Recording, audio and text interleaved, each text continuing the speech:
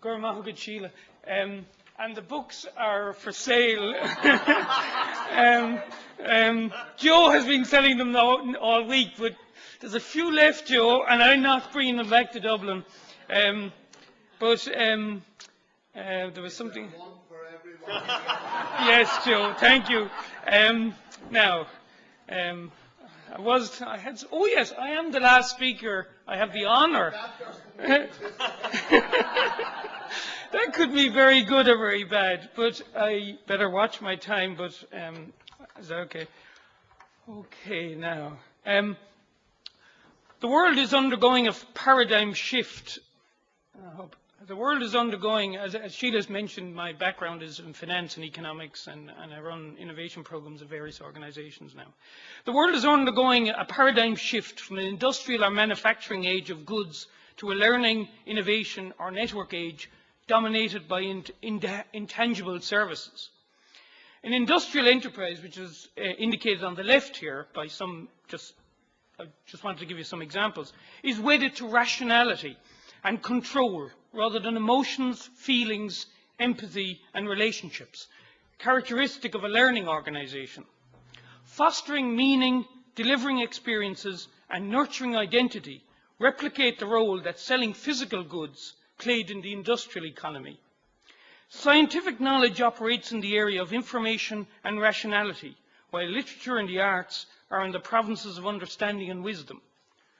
Understanding lies beyond intelligence. It's about conceiving, anticipating, valuing, and judging. Wisdom is informed by purpose, ethics, memory of the past, and projection into the future. While information is mechanistic and abundant, wisdom is holistic, conceptual, and scarce. Meaning emerges from rootedness, from a strong sense of place, founded on memory, tradition, and belonging. Value, and I've spent the best years of my life teaching financial markets about value, maybe money value, but as you'll see, I integrate the two.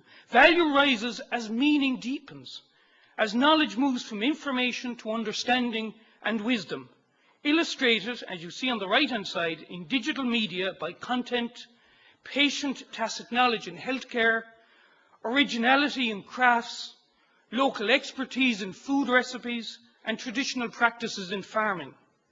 The quality of knowledge depends on a point of view or cultural perspective, and is now more important in business than ever. IT companies spend more on the symbolic or design-driven aspects of their products than technical development, an insight missed, unfortunately, by the government's recent smart economy document. In innovation, while research or information relayed by computers does matter, it is meanings, experiences and identities that matter most. Policies that recognise the nature and feelings of a people provide a powerful advantage. Ireland's distinct cultural resources, used properly to mediate between the local and the global, would provide this country with an inimitable competitive advantage. Sustainable competitive advantage, and as you can see, I put three M's together to capture what I'm talking about. The value system used in economics, and I've spent many years in economics departments, is extraordinarily crude and narrow, with little role for imagination or mystery. Some economists see rootedness as the opposite to innovation or against innovation, with erosion of a sense of place often cited as an indicator of confidence and independence. Yet an emerging paradox is that in a world of global markets and high-speed communication, location and culture are becoming more, not less important. Advantage lies in difference, captured by special places and shared values. As Harvard's Michael Porter argues, enduring competitive advantage lies increasingly in the local. The more complex and dynamic the global economy becomes, the more likely this is true. Sustainable competitive advantage comes from resources unique or difficult to imitate. Tangible resources such as money and technology are necessary, but they're not sufficient. Intangibles such as human, cultural and social resources founded on capabilities and relationships are essential. Tacit resources such as imagination, intuition, inspiration, ingenuity, sense of self, self-assurance, self-confidence, and self-knowledge are crucial. Such resources are least susceptible to imitation, most valuable, and rooted in the social and economic fabric of local relationships. Being distinctive, thinking differently, and having different information enable a community to be creative and innovative. Innovative places provide an integrated ecosystem where all forms of creativity, artistic and cultural, technological and economic, take root and flourish. A place that succeeds emphasizes culture, attracting and keeping creative people to the qualities of a diverse, authentic and unique community. This in turn attracts enterprise and business, reversing the traditional direction of development. Unlike the past, and unfortunately many of our policymakers are thinking in the past when they talk about high tech and innovation, unlike the past where reducing business costs or clustering companies in industrial estates was key, a unique innovating milieu that fosters resourcefulness now ensures a country, region, city, county's long-term competitiveness. Back to the future, and many of the speakers spoke about the past, so I'll spend a little bit of time. Contemporary Ireland is badly in need of the driving vision that characterised the Irish revival, an exhilarating mix of cultural renaissance, idealism and self-reliance, encompassing a range of innovative initiatives in commerce, agriculture, theatre, literature, sport and language, all related to a common theme, an awakening interest in Irish identity, broadly defined. The notion that cultural self-belief is fundamental to economic development was its vital informing principle. But as P.J. Matthews of UCD points out, the revival is often portrayed as a purely mystical affair, characterised by nostalgia and obsessive anti-modern traditionalism.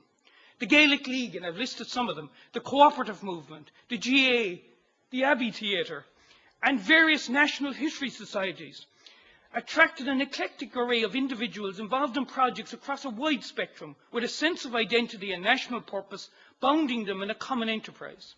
Cooperative organisers, sceptical farmers, idealistic patriots, language enthusiasts, and literati of all stripes contributed to the exciting mosaic of the time. This vision was never articulated as one seamless manifesto. Still, there existed certain common characteristics across all organisations. Foremost was self-reliance, or character, and the notion that the responsibility for development resided in Irish, not foreign, and at the time British, hands. Shared identity and sense of place were prerequisites for the development of character, an imperative for innovativeness. Horace Plunkett, founder of the cooperative movement, saw commercial ethos, moral courage and thrift as core elements in his vision of this movement. Character was also at the core of the Gaelic League, the intellectual and industrial movement that fostered use of the Irish language and supported native literature and the arts.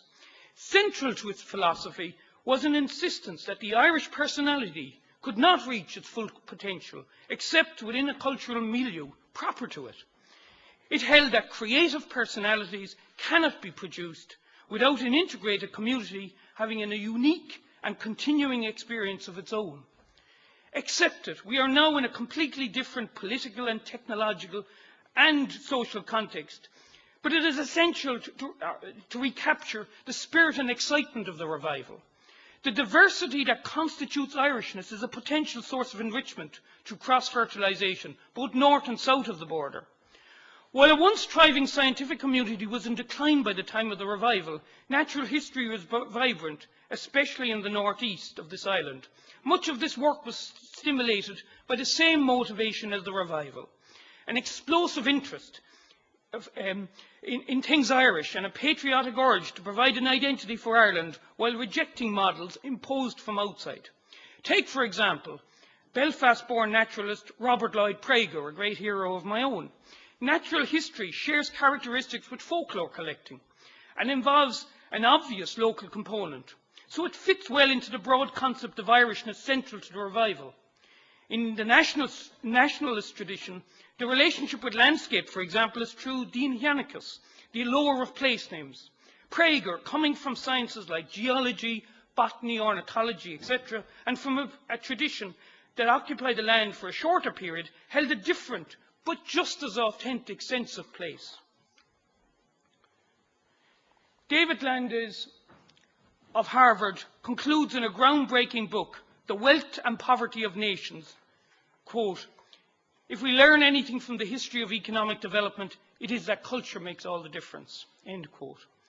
Culture is a core pillar, and many people said it today, of France, a country whose humanist ideals and cultural nationalism independent Ireland was meant to be based on. Italy also illustrates the importance of culture and meaning as a competitive strength. Italian design is impossible to imitate, a heritage of arts and craft resources developed over generations, a critical innovative resource. Nordic countries long recognised cultural rejuvenation as essential for national self-reliance, with rootedness providing a quality, aspirational work ethic and empowered innovative community. Danish education is deeply influenced by the 19th century Grundtvig folk high school concept, which communicates a deep purpose, awakening pride in national culture while refusing to devalue other cultures, love of learning that continues long after a student is finished with formal study. In Finland, a country I've taught in for many years, Ireland is often urged to emulate dynamic integration into the global economy, strong national sentiment, a unique language, and closeness to nature represent important sources of meaning. That word meaning is central to my message. Irish commentators focus on that country's huge R&D spend, but do not appreciate that strong affirmation of its culture is the key, and might similarly be a driver of innovation in their own home. Ireland's heritage provides an ideal base for creativity.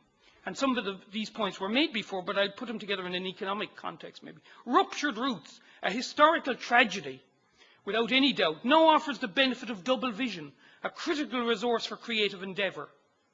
Different traditions lead to diversity in meanings.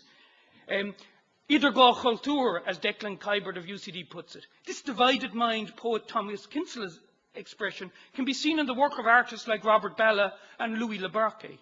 The conventional practice of separating the artist and the thinker, imagination and reason, runs counter to the distinctive nature of the Irish mind, again was mentioned earlier. This combines both the artistic and analytical, the emotional and rational, disorder and order, what one writer called chaotic. And if you want a good example, look at Joe. That is a chaotic mind, chaos and order. As they say, fita fuita. But it is an innovative mind and a creative mind because they are both always order. I've seen it for the last week, God knows.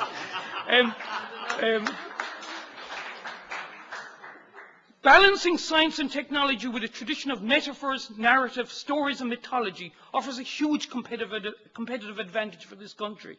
Fostering both the scientific mind of separability and rationality with the spiritual. Irish mythology, for instance, which is not linear, but has a meandering interconnectedness, is ideal for an emerging sustainable age, whereas I have argued earlier, empathy, meaning and relationships are the most critical innovative resource. E. Eston Evans said, quote, "It is at the fences along the borders that discoveries are likely to be made," end quote. Binding the arts and sciences closer together harkens back to the inherent creativity of the Irish literary and artistic tradition. There were no divisions between art and science, mathematics and music, when Irish monks founded schools of learning all over the country and the continent during the Dark Ages. However, Ireland's current innovation policy focuses on scientific research based on objectivity, denying the legitimacy of the subjective world of feeling, ignoring or distinct the most valuable resource, a sense of connection and the imaginal life. Innovation is really about stories, and the Irish are the world's greatest storytellers.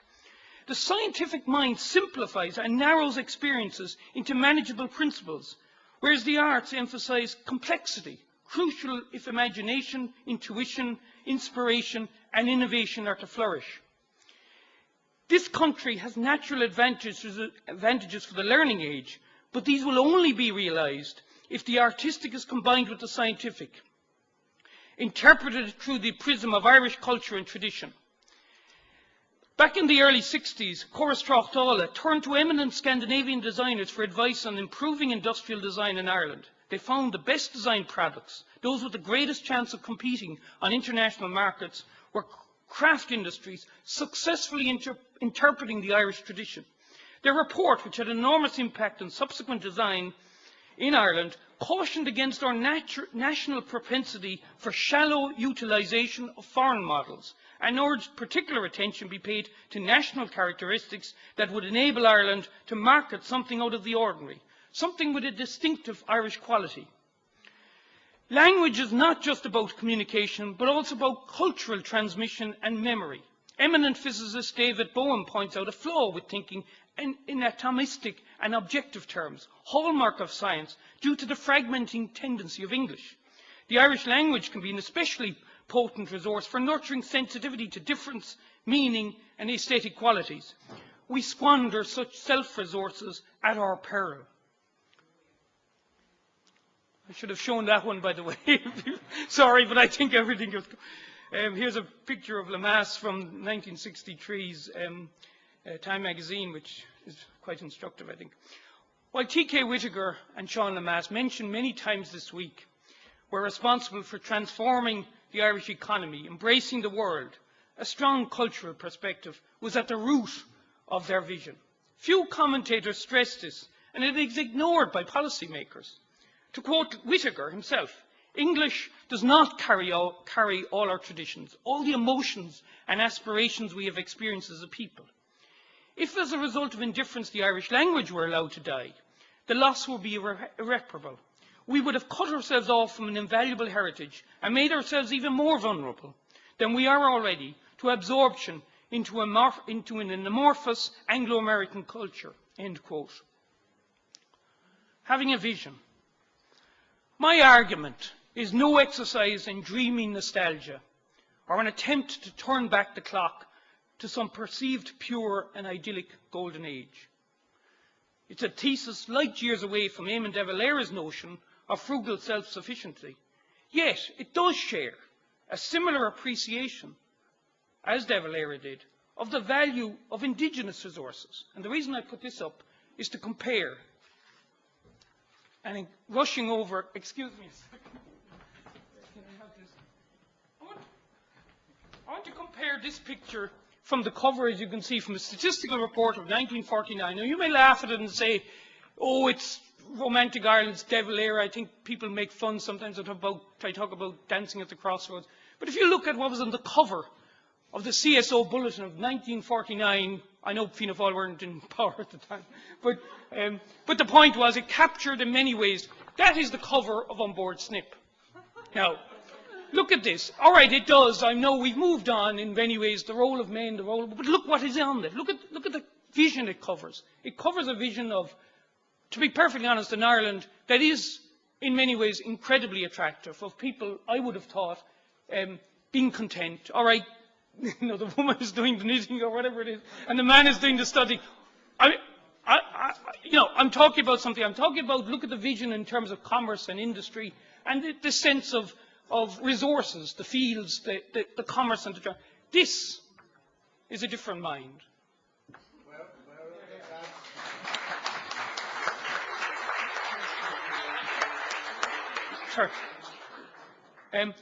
Sorry, Joe. Far from representing dead artefacts that are anti-modern and non-economic, cultural resources represent dynamic and unique sources of competitive advantage. The idea that a strong identity is opposed to materialism, the profit motive, technological innovation and modernism reflects an unfortunate legacy of the elites who governed the state over the first decades. In the space of 80-odd years, we have moved from one extreme to another, from a place where culture featured prominently in the national vision to the opposite, where science, rationality and markets dominate. We must harness the positive elements of both, or special circumstances, which I presented earlier in this talk, present opportunities for emphatic relationships with, we must harness the positive, or special circumstances present opportunities for emphatic relationships, with countries who, like ours, suffered the humiliation of colonization. No nation can be truly innovative if its people do not know who they are, where they come from, and where they're trying to go. Prospering in a multicultural world requires individuals that understand their own culture. Grounded this way, they appreciate diversity and the cultural values of others with whom they must cooperate. While remaining open to outside influences, they learn to identify difference and appreciate distinctiveness. They absorb different ideas, yet are not dominated by globalized cultural influences. This is what generates an innovative mind frame. I conclude with this quote from former chief art critic of the Irish Times, Brian Fallon, which I think neatly captures my own sentiments. And I'd like to see, I hope you have enough time to read it. Revolutionary, in my view, yet realistic changes, especially in education and enterprise policy, are needed to grasp opportunities that, while rooted in place, could create an Ireland globally competitive and self-reliant, utterly unique, while eminently cosmopolitan, anchored by meaning, comprising people of all traditions, sharing a common commitment to place.